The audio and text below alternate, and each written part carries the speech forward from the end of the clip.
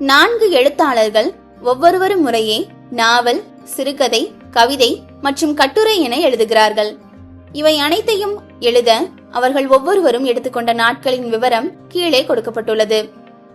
4ஆம் எழுத்தாளர் ஒவ்வொன்றையும் எழுத எடுத்துக்கொண்ட நாட்கள் முறையே 80, 30, 52, 47 எனவும், எழுத்தாளர்களின் வரிசை 2, 4, 1 மற்றும் 3 எனவும் மாற்றியமைக்கப்படுகிறது. மேலும் அவர்கள் ஒவ்வொருவரும் எழுதிய புத்தகங்களை வெளியிடும் வரிசை முறையே கவிதை, நாவல், கட்டுரை மற்றும் சிறுகதை எனவும் மாற்றியமைக்கப்படுகிறது. எனில் 2வது இடத்தில் உள்ள எழுத்தாளர் எடுத்துக்கொண்ட நாட்களின் வரிசை என்ன? இப்ப 2வது இடத்துல இருக்கிறது 4வது எழுத்தாளர். அவரு எழுத எடுத்துக்கொண்ட நாட்களோட வரிசை 52, 80, 47, 30. இது ஆப்ஷன் 7 இருக்கு. டிக் பண்ணிக்கோங்க.